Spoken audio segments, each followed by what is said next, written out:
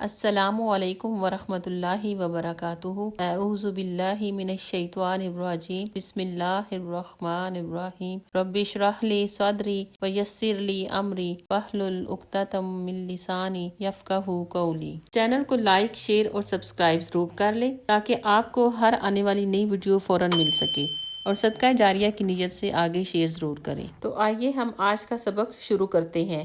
آج ہم سورۃ بقرہ کی آیت نمبر 42 پڑھیں گے۔ ولا اور نہ تلبسو مشتبہ بناؤ الحق حق کو بالباطلی باطل کے ساتھ، باطل کا رنگ چڑھا کر، وتکتم الحق اور مت چھپاؤ حق کو، وانتم اور تم تعلمون جانتے بوجھتے۔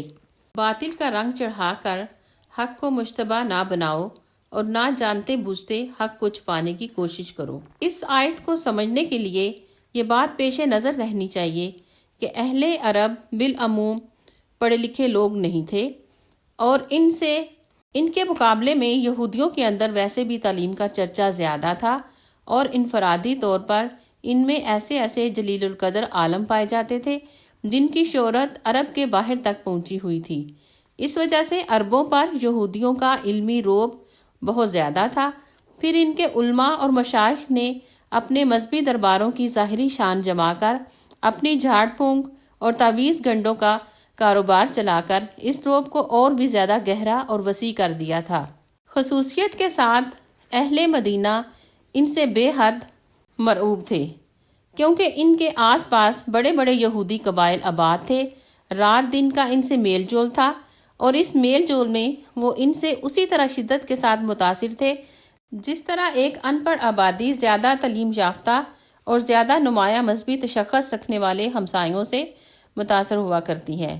ان حالات میں جب نبی صلی اللہ علیہ وآلہ وسلم نے اپنے آپ کو نبی کی حیثیت سے پیش کیا اور لوگوں کو اسلام کی طرف دعوت دینی شروع کی، تو قدرتی بات تھی کہ ان پڑھ اہل عرب کتاب یہودیوں سے جا کر پوچھتے کہ آپ لوگ بھی ایک نبی کے پیرو ہیں اور ایک کتاب کو مانتے ہیں، آپ ہمیں بتائیں کہ یہ صاحب جو ہمارے اندر نبوت کا دعویٰ لے کر اٹھے ہیں، ان کے متعلق اور ان کی تعلیم کے متعلق آپ کی کیا رائے ہے؟ چنانچہ یہ سوال مکے کے لوگوں نے بھی یہودیوں سے اکثر پوچھا، اور جب نبی صلی اللہ علیہ وآلہ وسلم مدینہ تشریف لائے تو یہاں بھی بکثرت لوگ یہودی علماء کے پاس جا کر یہی بات پوچھتے تھے، مگر ان علماء نے کبھی لوگوں کو صحیح بات نہ بتائی۔ ان کے لیے یہ کہنا تو مشکل تھا کہ وہ توحید جو محمد صلی اللہ علیہ وآلہ وسلم پیش کر رہے ہیں غلط ہے، یا انبیاء اور کتب آسمانی اور ملائکہ اور آخرت کے بارے میں جو کچھ آپ کہہ رہے ہیں اس میں کوئی غلطی ہے، یا وہ اخلاقی اصول جن کی آپ صلی اللہ علیہ وآلہ وسلم تعلیم دے رہے ہیں ان میں سے کوئی چیز غلط ہے۔ لیکن وہ صاف صاف اس حقیقت کا اعتراف کرنے کے لیے بھی تیار نہ تھے کہ جو کچھ آپ پیش کر رہے ہیں وہ صحیح ہے۔ وہ نہ سچائی کی کھلی تردید کر سکتے تھے، نہ سیدھی طرح اس کو سچائی مان لینے پر آمادہ تھے۔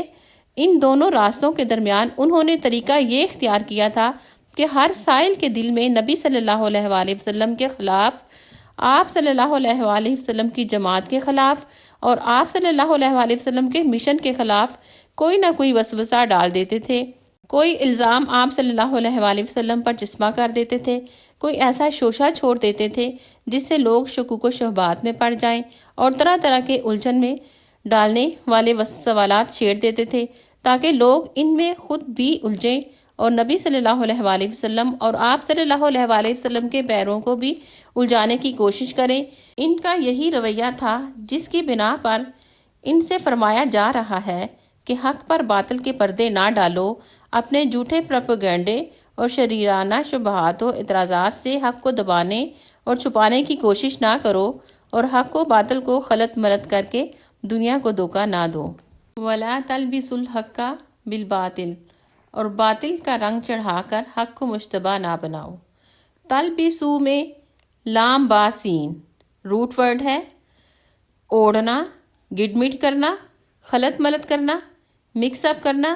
جیسے کسی چیز پر کچھ اڑا دیا جاتا ہے تو نیچے والی چیز چھپ جاتی ہے، یعنی ان کا کام یہ تھا کہ صحیح اور غلط بات اوپر نیچے کر کے بیان کرتے تھے۔ آج بھی دیکھا جائے تو اسلام کی اصل بات بیان نہیں کی جاتی، ادھر ادھر کی باتوں میں الجھا دیا جاتا ہے کہ انسان دین کو صحیح طرح سمجھ ہی نہیں پاتا۔ وَتَكْتُمُ الْحَقَّ، تم حق کو نہ چھپاؤ۔ حق کو چھپانے سے مراد یہ ہے کہ آپ صلی اللہ علیہ وآلہ وسلم کے بارے میں واضح نشانیاں ان کی کتابوں میں موجود تھیں، انہوں نے لوگوں کو دھوکہ دیا، اصل بات نہیں بتائی، کچھ حق ظاہر کیا اور کچھ چھپا دیا، اور کہتے تھے کہ پیغمبر تو ہیں لیکن صرف عربوں کے ہیں، سب کے نہیں ہیں۔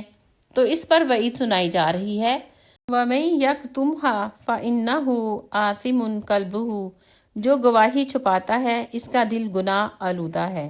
یہود نصارہ آپ کو ایسے پہچانتے تھے جیسے اپنے بیٹوں کو پہچانتے ہیں، یعنی کہ ان کے کتابوں میں آپ کے بارے میں اتنے تفصیل سے بیان کیا گیا تھا۔ انہوں نے رجم کی آیات کو چھپا دیا تھا، اس کے اوپر ہاتھ رکھ دیا۔ نبی صلی اللہ علیہ وآلہ وسلم نے جب تورات منگوائی تو یہ لوگوں کو حق بات نہیں بتاتے تھے۔ اگر لوگوں کو اصل بات پتہ چل گئی تو یہ لوگ ہمارے پیچھے نہیں آئیں گے۔ انہوں نے ایسی بدعات اور رسم دین کے نام پر ایجاد کی ہوئی تھی، فتوے دیے ہوئے تھے جس سے حق پیچھے چلا گیا تھا۔ وَأَنْتُمْ تَعْلَمُونَ، اور کیا جانتے تھے کہ آپ صلی اللہ علیہ وآلہ وسلم اللہ کے نبی ہیں، رسول ہیں اور قرآن برحق ہے۔ تو جو شخص حق کو چھپاتا ہے تو ایسے لوگوں کے لیے سورۃ بقرہ کی آیت نمبر 89 میں فَلَعْنَةُ اللَّهِ عَلَى الْكَافِرِينَ، اس آیت سے یہ پتہ چلتا ہے کہ حق کو چھپانا نہیں چاہیے، حق کو باطل سے الگ کر کے بتانا چاہیے۔ جس سے کسی علم کی بات پوچھی جائے تو وہ اسے چھپائے تو قیامت کے دن اس کے منہ میں آگ کی لگاموں میں سے ایک لگام ہوگی، اور حق بات کہتے ہوئے کسی سے نہیں ڈرنا چاہیے۔ انسان کیوں چھپاتا ہے حق کو؟ یا تو کسی فائدے کے لیے اور یا پھر کسی سے ڈر کر۔ کسی سے ڈرنا نہیں، حق بات کو بیان کر دینا چاہیے۔ آپ صلی اللہ علیہ وآلہ وسلم نے فرمایا کہ جب کسی آدمی کو حقیقت کا علم ہو، اس نے دیکھا ہو یا سنا ہو، تو لوگوں کا خوف، ہیبت، جلال اس حق کو کہنے سے نہ رکے، اس حق کو کہنے سے نہ روکے۔ ہاں، بعض اوقات آپ کو اصل بات پتہ ہوتی ہے لیکن پوری طرح نہیں پتہ ہوتی، آپ خود بھی اس کے بارے میں شور نہیں ہیں، اور کوئی آپ سے پوچھ لیتا ہے تو پھر آپ معذرت کر لیں کہ مجھے پوری طرح علم نہیں، تو کوئی گناہ نہیں۔ اسی طرح مصلحت کے تحت بھی خاموش رہنے میں بھی کوئی حرج نہیں۔ اگر کسی کی جان جانے کا خطرہ ہو یا کسی بڑے فساد کا ڈر ہو تو خاموش رہا جا سکتا ہے۔ السلام علیکم ورحمۃ اللہ وبرکاتہ۔